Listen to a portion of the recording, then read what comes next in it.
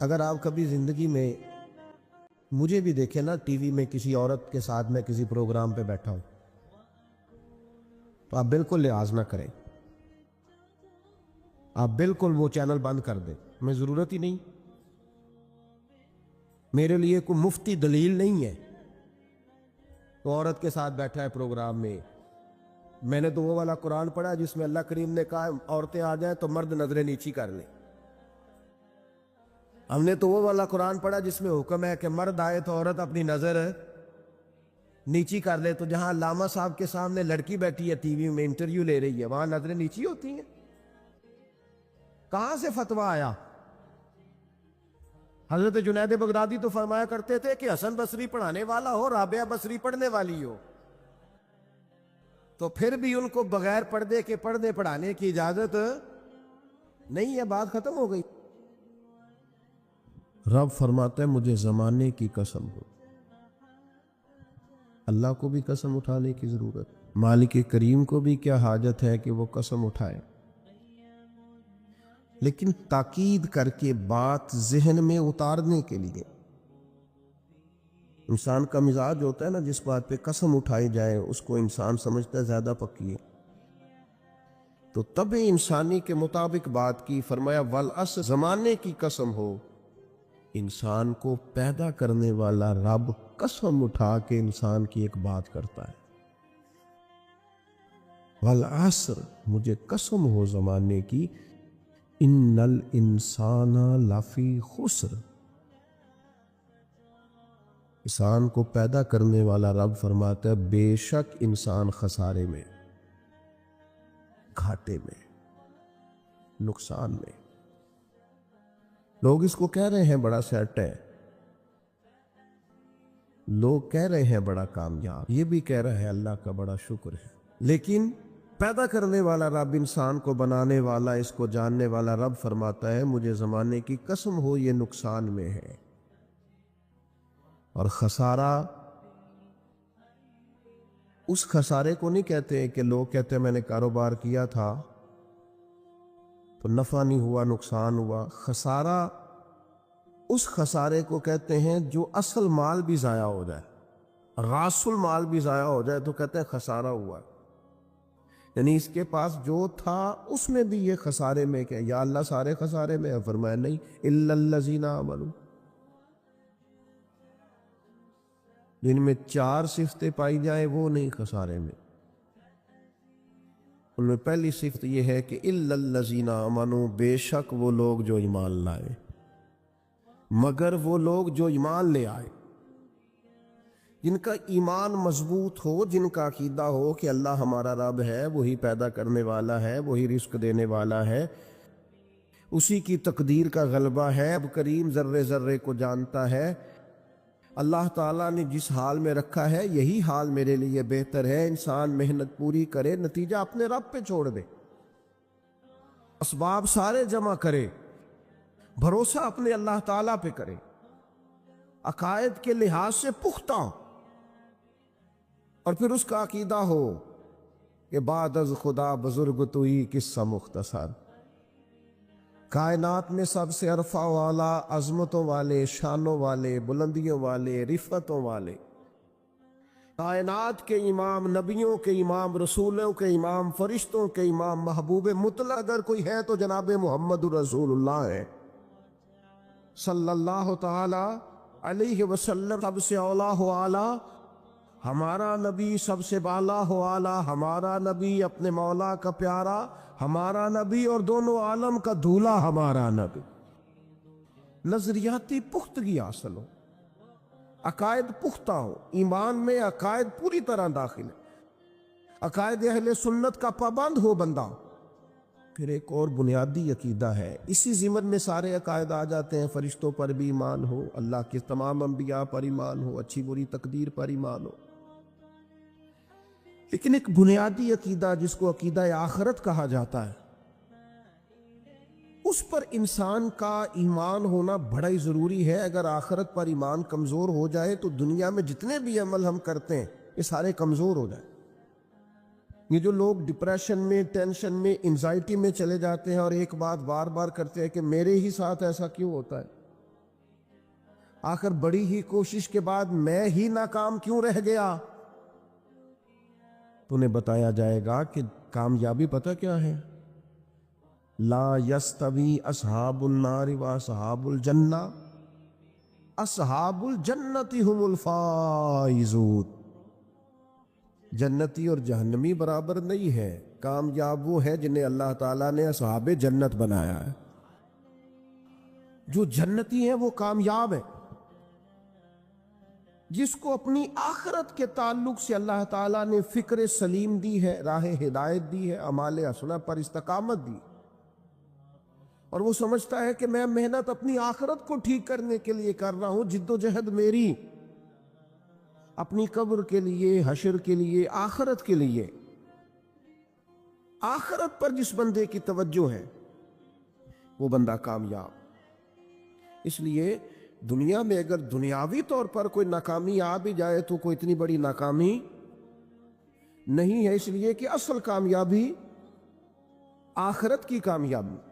تو عقائد مضبوط ہو، اور پھر عقائد اہل سنت کی پابندی اس کے پاس موجود ہو، نہ رفس کی طرف اس کا رجحان ہو، نہ خارجیت کی طرف اس کا رجحان ہو، اس کے نظریات ستھرے ہوں، اجلے ہوں، خوبصورت ہوں، وہ رسول پاک کی ذات گرامی کی پوری غلامی کرنے والا ہو شخص، تو اس کے نظریات اعلیٰ ہوں۔ تو فرمایا کہ انسان خسارے میں ہے، الا الذین آمنوا، مگر وہ لوگ جو ایمان لائے، وعملوا الصالحات، اور جنہوں نے نیک اعمال کیا۔ اور یہاں بات ختم نہیں ہوئی، دو صفتیں اور بھی پیدا کریں۔ یہ دو باتیں ان کی اپنی ذات تک تھی، آمنوا وعملوا الصالحات، یہ دو باتیں ان کے اپنے لیے تھی۔ اب وہ سوسائٹی کو کیا دیں؟ دو کام معاشرے کے لیے بھی کریں، وتواصوا بالحق، حق بات کی نصیحت کریں وہ معاشرے، خیر کی بات کی نصیحت کریں، وائرل باتیں نہ کریں۔ آج کل یہ موضوع چل رہا ہے تو ذرا میں اس پر بولوں گا تو کچھ ویوز میرے بھی بڑھ جائے گے۔ وائرل باتیں نہیں کریں، وتواصوا بالحق، وہ حق بات کی نصیحت کریں، کلمہ حق کہیں اور حکمت کے ساتھ کہیں، ادعو الی سبیل ربک بالحکمہ، دانائی کے ساتھ کہیں، لوگوں کو سمجھانے کی نیت سے کہیں، کلمہ حق ان کی زبان پر آئے۔ اور میرے نبی پاک علیہ السلام نے فرمایا سب سے افضل جہاد ظالم بادشاہ کے سامنے کلمہ حق کہنا ہے۔ آپ حق کے ساتھ کھڑے ہوں، پھر آپ لوگوں کو امر بالمعروف کریں، پھر نہیں عن المنکر کہیں، اور وہ بھی بندہ دیکھ کے نہیں۔ اگر امیر آدمی غلطی کر رہا ہے تو پھر آپ خاموش ہیں، اور کسی غریب کو کرتے دیکھ لیا ہے تو آپ نے دینی حکمت کو بھی پیش نظر نہیں رکھا اور اسے رسوائی کر دیا، آپ نے اسے سخت ترین تکلیف سے گزار دیا ہے۔ حق بات کی نصیحت کریں، اور جو لوگ حق بات کہتے ہیں نا ان پر تکلیف بھی آتی ہے، تکلیف آتی ہی ہمیشہ حق کہنے والوں۔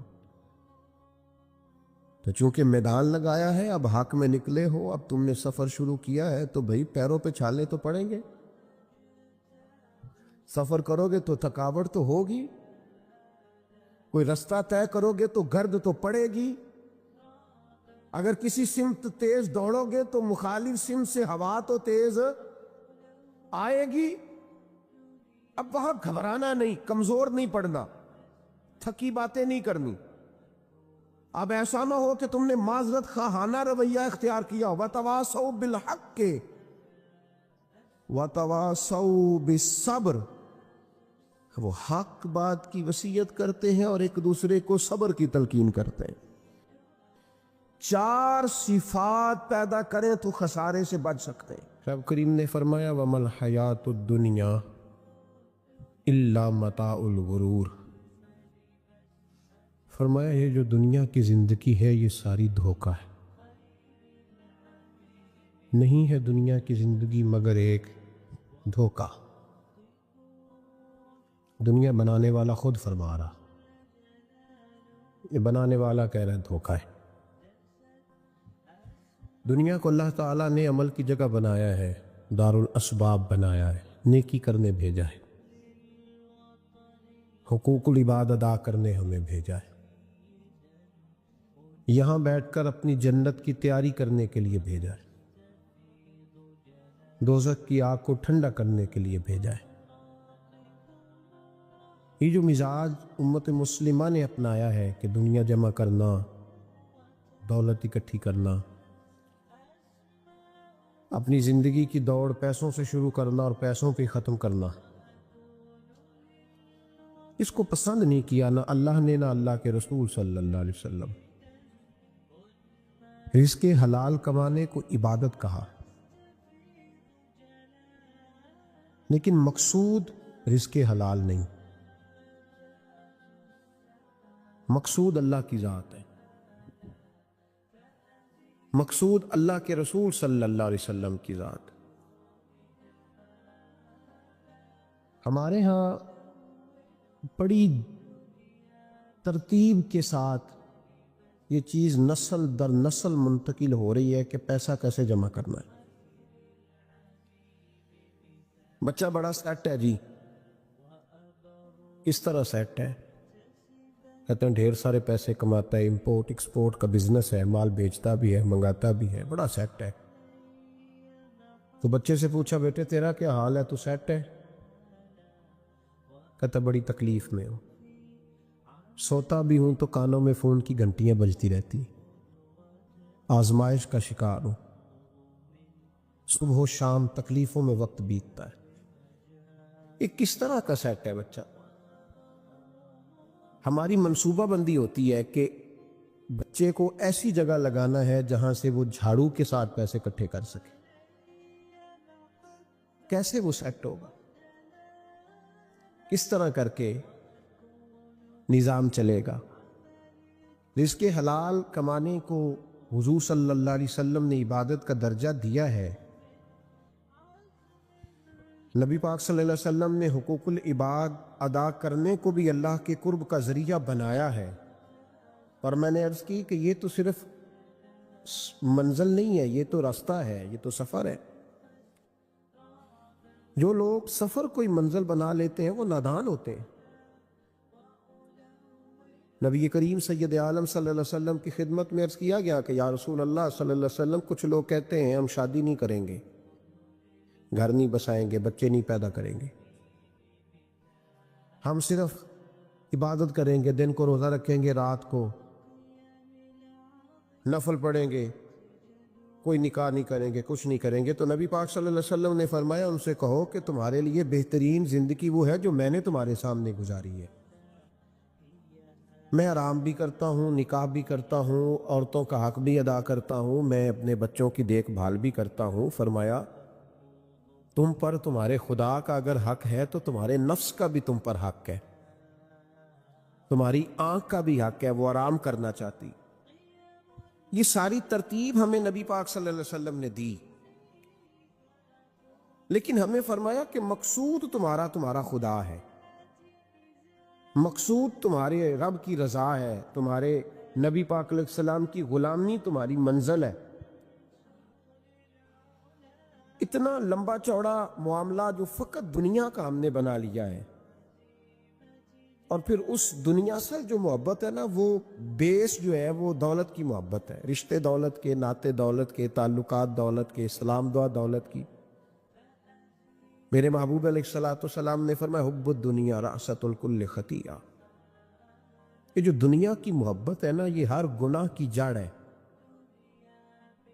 جب انسان دنیا کی دولت سے پیار کرنے لگ جاتا ہے، پھر وہ قتل بھی کرتا ہے، پھر وہ ظلم بھی کرتا ہے، پھر وہ زیادتی بھی کرتا ہے، پھر وہ حرام بھی کھاتا ہے، پھر وہ یتیم کو بھی لوٹتا ہے، پھر بیوہ کا مال کھانا بھی اسے پریشان نہیں کرتا، پھر کروڑوں روپیہ ہضم کر لیتا ہے، لکڑ پتھر ہر چیز اس کو ہضم ہونے لگتی ہے۔ اصل بات یہ ہے کہ اسے محبت دنیا کی دولت سے ہو گئی ہے۔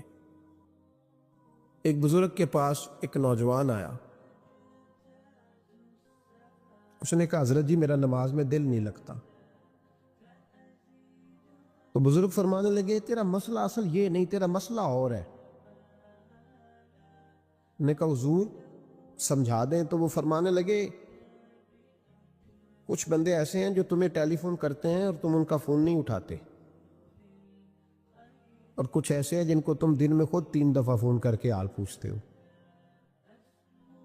حضور کیا مطلب؟ فرمانے لگے جس سے پیار نہیں نا، اس سے اظہار بیزاری ہے تو اس کا فون بجتا رہے تو کہتے ہیں میں تھا نہیں، میں موجود نہیں تھا، فون چارجنگ پہ تھا، گھر چھوڑ گیا تھا، بہانہ ہے۔ اور جس سے محبت ہے اس کو ٹیلی فون کر کے کہتے ہیں آپ پریشان تو نہیں ہوتے؟ بس میرا سلام لینے کو دل کر رہا تھا۔ فرمانے لگے کہ تیرا اصل مسئلہ یہ ہے کہ تو نے محبت نہیں کی اللہ رسول سے۔ اگر تیرا خدا رسول سے پیار ہوتا تو یہ جملہ کیسے آتا کہ نماز کو دل نہیں کرتا؟ پھر تو تیرا تہجد کو بھی دل کرتا، پھر تو تیرا ہر وقت قرآن پاک سینے سے چمٹائے رکھنے کو دل کرتا، اس لیے کہ تیرا مقصود اللہ کی ذات ہوتی۔ کیونکہ مقصود دنیا داری ہے، مقصود دولت بنا لیا معاذ اللہ، مقصود ایک رنگ بنا لیا ہے، اس کا نقصان قوم اٹھا رہی ہے۔ نقصان رشتوں میں، نعتوں میں حسن نہیں رہا، پیار نہیں رہا، ترتیب نہیں رہی۔ ایک ناروے سے دوست نے فون کیا،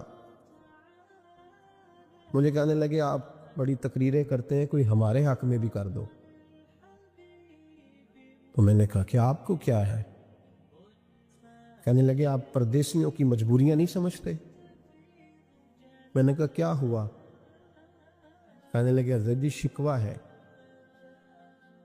کہ ہمارے اپنے ہمیں جب بھی فون کرتے ہیں وہ یہ نہیں پوچھتے کہ شام کا کھانا کھایا ہے کہ نہیں کھایا، وہ کہتے ہیں شادی آ گئی ہے تو جلدی کرو، پیسے بھیج دو، فٹافٹ کرو۔ کہتے ہیں کبھی کسی نے ہم سے ہمارا حال ہی نہیں پوچھا، کبھی کسی نے یہ غور ہی نہیں کیا کہ وہ پردیس میں گیا ہے، اور انشاءاللہ پردیسی کوئی بھی نہ تھی وے ککھ جنا تو پارے تاڑی مار اڑانا باہو اسی آپ ہی اڈن ہارے۔ تو تیار بیٹھے ہیں، حال ہی کوئی نہیں پردیس میں۔ یہاں حال یہ ہے کہ جو فون کرتا ہے، ایک بزرگ کہنے لگے کہ 22-23 سال دیے ہیں پردیس کو، تو اپنی ہی بیوی کو فون کیا ہے کہ اب نہیں ہوتا، گھٹنوں میں درد رہتا ہے، کمر کمزور ہو گئی ہے، اب میرا دل کرتا ہے کھا رہا ہوں، اور میں اپنے گھر میں بیٹھ کے بچوں کے بیچ بیٹھ کے روٹی کھاؤں۔ اعصاب کمزور ہو گئے ہیں، دل کی دھڑکن تیز رہتی، پتہ نہیں کب وقت آ جائے۔ تو کہتے ہیں میری بیوی جسے میرے دکھ سکھ کا ساتھی ہونا چاہیے، وہ کہتی ہے چلیں 3-4 سال اور لگا لیں پھر آ جانا۔ او بھائی، کیا اس شخص کے ساتھ کیا تعلق ہے؟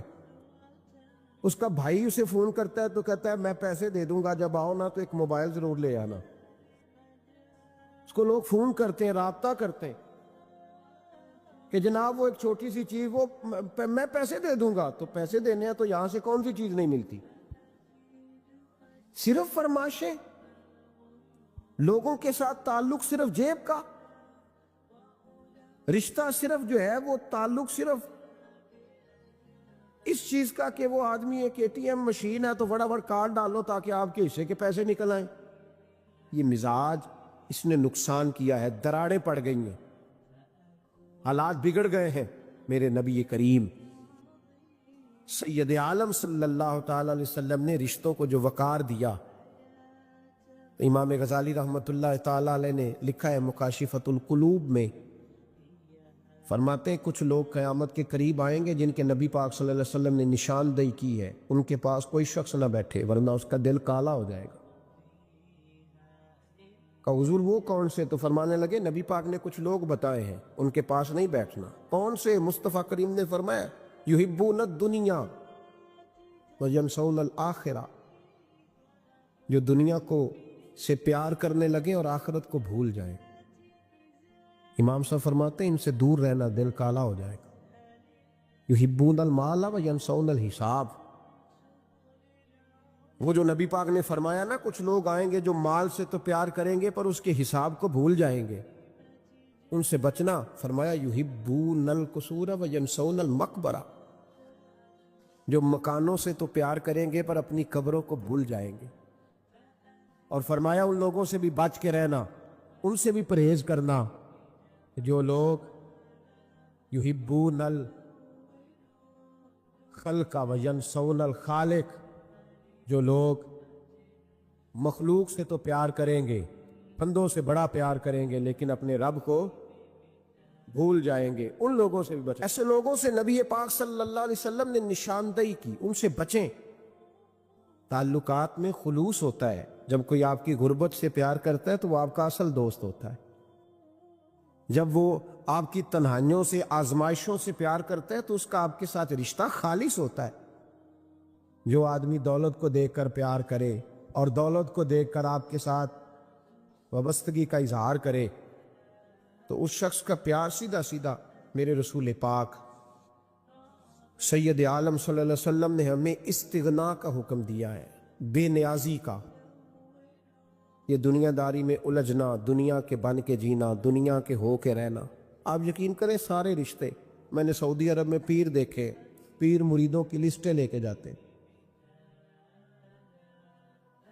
ان کو ٹیلی فون ہوتا ہے، تمہارے پیر صاحب آ گئے، تم بھی پہنچ جاؤ، ٹھنڈی بوتلیں لے آنا آتی دفعہ، وہاں وزن اٹھایا نہیں جاتا واپسی پہ۔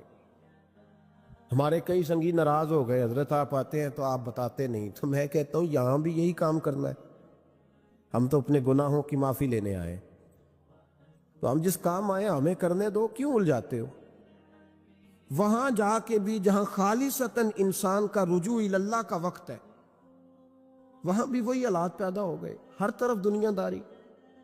اور یہ پیروں کی بات کرتا ہوں تو آپ بڑے مسکراتے ہیں، میں نے بڑے بڑے مفت خورے دیکھے ہیں، بڑے بڑے، تو یہ ہر طبقے میں ہوتے ہیں، ہر طبقے میں۔ ایک صاحب مجھے ایئرپورٹ پہ ملے، کہنے لگے جی کتنے دن رہا ہوں، ماشاءاللہ ایک دن بھی روٹی جیب سے نہیں کھائی۔ میں نے کہا بڑے کامیاب ہو کے آ رہے ہیں آپ، یہ تو بات باعث فخر ہے، جا کے کسی اخبار میں فوٹو چھپاؤ۔ کہنے لگے جی بڑے دوست، بڑے سنگی، بڑے بد، کوئی ادھر سے کوئی چیز لے کے آ رہا ہے ادھر سے، تو میں نے کہا یہ کوئی فخر والی بات ہے، کوئی بتانے والی بات ہے؟ اللہ کی بڑا ہے جی، یہ مفت خوری کا مزاج، اور توجہ رکھنا کہ اب اس سے مجھے کیا مل سکتا ہے، اور اگر کوئی نہیں لے کے آیا واپس گیا تو شکوہ کرنا، دیکھو چل کے آ گیا، اس کو خبر ہی نہیں کہ جاتے دفعہ چلو بندہ 6 بوتلیں لے جائے، کیا فرق پڑتا ہے؟ یہ کمزور ذہن ہے، یہ دنیا داری ہے، یہ نفس پرستی ہے، یہ پیسے کی غلامی ہے۔ میرے نبی پاک صلی اللہ علیہ وسلم نے فرمایا جو رب کے بندے ہوں گے ان کے قیامت کے دن چہرے چمک رہے ہوں گے۔ تو یا رسول اللہ صلی اللہ علیہ وسلم اس کے علاوہ بھی کچھ بندے ہیں؟ فرمایا لعن عبد الدنیا وعبد الدرہم، فرمایا کچھ دنیا کے بندے ہیں، کچھ درہم کے بندے ہیں، ترجمہ یوں کر لو کچھ ڈالروں کے بندے ہیں۔ یہ حدیث مشکات میں موجود ہے، ڈالر کے، ریال کے، لاکھ کے، کروڑ کے بندے۔ حضور وہ کون ہے؟ فرمایا لعن عبد الدنیا وعبد الدرہم، جو دنیا کا اور دولت کا بندہ بنے وہ لعنتی ہے، ملعون ہے۔ یہ خدا کا بندہ رہا ہی نہیں، یہ پیسوں کا بندہ بن گیا ہے، دولت کا بندہ بن گیا ہے، اس کا معیار بدل گیا۔ حضرت سالم بن عبداللہ بن عمر، حضرت عمر فاروق کے پوتے تھے، کعبے کا طواف کر رہے تھے، طواف مکمل ہوا، 8واں استلام کر کے مقام ابراہیم کے پاس نماز پڑھنے لگے تو خلیفہ وقت کا آ گیا، گورنر۔ السلام علیکم کے بعد اس نے فوراً بات چھیڑی، کہنے لگا حضور کوئی حکم ہو تو بتائیے گا۔ تو آپ کہنے لگے تو بڑا ہی بیوقوف ہے یار، تجھے کس نے گورنر بنایا؟ بڑا تو بیوقوف ہے، تجھے تو سلیقہ ہی نہیں بات کرنے کا۔ حضور کیا ہوا؟ فرمانے لگے خدا کے گھر میں آ کے اور کعبے کے سامنے کھڑے ہو کے میں بندوں سے سوال کروں، یہاں کے بھی بندوں سے مانگوں، تو بڑا ہی بیوقوف ہے۔ سامنے اس کا گھر ہے، سامنے اس کا گھر ہے بیت اللہ اور حجر اسود اور مقام ابراہیم اور مقام ملتزم، اور یہاں بھی میں بندوں سے مانگوں؟ کہتا ہے مجھے بھی کبھی کسی نے ڈانٹا نہیں تھا، میرے بھی پیروں تک پسینہ نکل گیا، تو میں مسجد الحرام سے باہر نکل کے، یوں سمجھ لیں کہ جب لوگ باب عبدالعزیز سے یا باب فہد سے باہر آ جاتے، کہتے ہیں باہر نکل کے نا میں کھڑا ہو گیا، میں نے کہا چلو فارغ ہو کے آتے ہیں تو بات کرتا ہوں۔ حضرت فارغ ہو کے آئے، تو میں نے کہا حضور اب تو بیت اللہ سامنے نہیں، اب بھی کوئی سوال کرے؟ تو فرمانے لگے اچھا ضروری ہے؟ کہا حضور ضروری ہے۔ تو فرمانے لگے چل پہلے بتا تجھ سے دین مانگوں کہ دنیا مانگوں، بول۔ تو کہنے لگا حضور میرے پاس تو دنیا ہی ہے، دین تو آپ کے پاس ہے۔ جب یہ جواب دیا تو حضرت سالم چلنے لگے اور چلتے چلتے فرمانے لگے جا اپنا کام کر، دنیا تو میں نے اس سے کبھی نہیں مانگی جس نے دنیا بنائی ہے، میں نے اس سے نہیں کبھی مانگی، تو کیا حیثیت رکھتا ہے؟ میں نے تو اس سے بھی جب بھی مانگا ہے یا اس کا قرب مانگا ہے یا اس کے رسول کی غلامی مانگی ہے، تو اس سے نہیں مانگتا جس نے بنائی ہے، تو کیا دے سکتا ہے؟ تیری کیا حیثیت ہے؟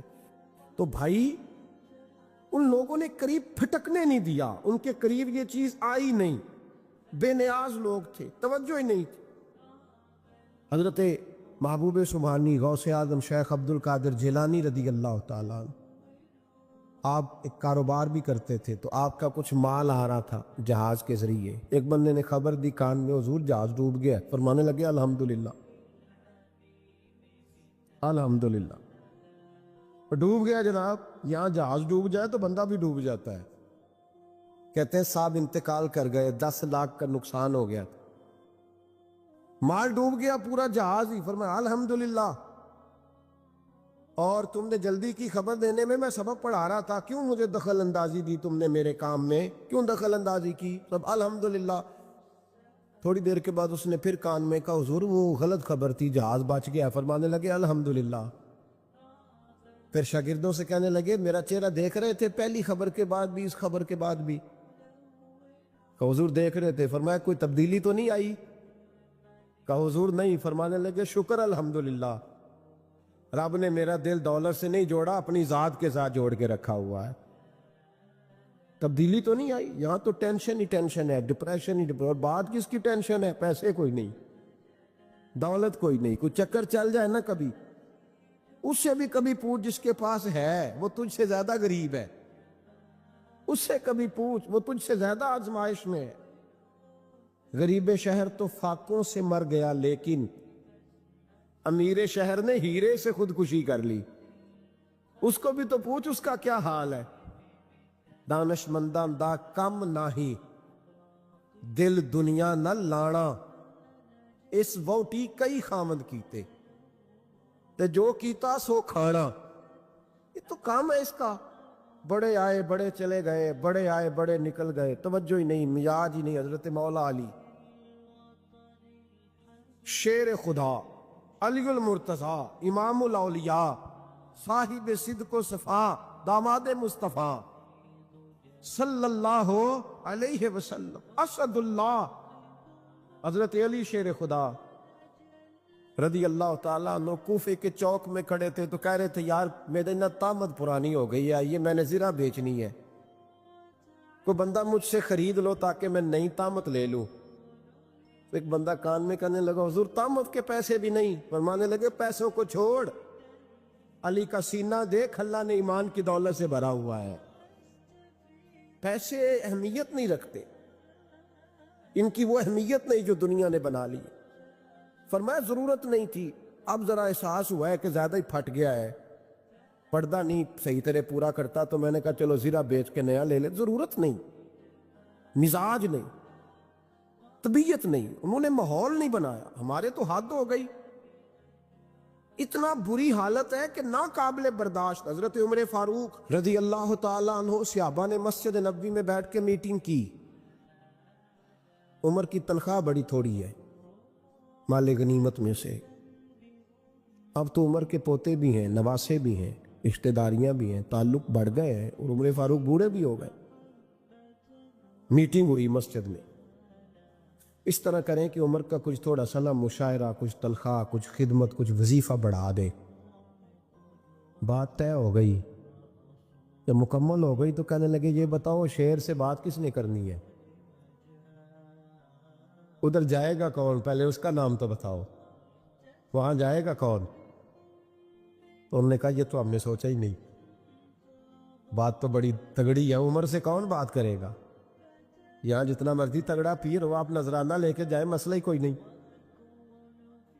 ابھی کسی کو کہنا پڑا ہے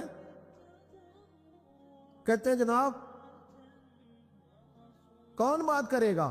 تو ایک صحابی کہنے لگے کہ حضرت عمر رضی اللہ تعالیٰ عنہ کی جو صاحبزادی ہے نا حضرت حفصہ رضی اللہ تعالیٰ عنہ، وہ ام المومنین بھی ہیں، حضور علیہ السلام کی زوجہ ہے، مومنوں کی ماں ہے، ان سے کہتے ہیں، اور ان کے والد بھی ہیں۔ تو حضرت حفصہ سے کہا تو جناب حفصہ چل کے گئیں حضرت عمر کے پاس،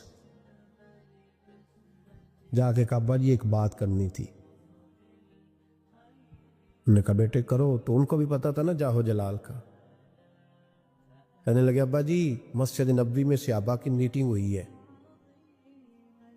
ایک ہی محلے میں ایک ہی شہر میں لوگ رہتے ہیں تو ایک دوسروں کی خرچوں کا ضروریات کا پتہ ہے۔ کہتی ہے میں نے پس منظر سارا کر کے بات کی، میں نے کہا سب کو پتہ ہے کہ آپ کے خرچے بڑے بڑھ گئے ہیں، تو مجھے نا انہوں نے حضور کی زوجہ سمجھ کے قابل احترام سمجھ کے میری ذمہ لگایا ہے کہ تھوڑے سے پیسے آپ کے بڑھانے ہیں۔ تو حضرت عمر فاروق رضی اللہ تعالیٰ عنہ کی صاحبزادی کہتے ہیں عمر کو اتنا جلال آیا کہ اٹھ کے کھڑے ہو گئے، کہنے لگے حفصہ ان لوگوں کے نام بتا، میں انہیں دروں سے ماروں گا اور اس طرح ماروں گا کہ ان کی کمر پہ نشان پڑے، ان کی کمروں پہ نشان پڑے، اس انداز میں درے ماروں گا کہ مجھے زخم نظر آئے۔ کہا ابا جی اتنا جلال کس بات کا، سادی سی بات ہے۔ تو سیدنا عمر فاروق رو پڑے، کہنے لگے سادی سی بات ہے، میرے لیے مسجد نبوی میں بیٹھ کر میٹنگ ہوتی رہی کہ عمر کو دولت دینی ہے، لوگوں نے یہ مجھے سمجھ لیا، مسجد نبوی میں بیٹھ کر میرے لیے یہ میٹنگ ہوتی رہی کہ عمر کو پیسے دینے ہیں، اس کو دولت کے ساتھ ہم نے نواز رہا، مسجد نبوی میں میرے لیے، کس کو یہ جرت ہوئی؟ فرمایا حفصہ کاش کہ تو میرے پاس پیغام لے کے نہ آتی، کوئی اور آتا اور پھر میں اسے دروں سے مارتا۔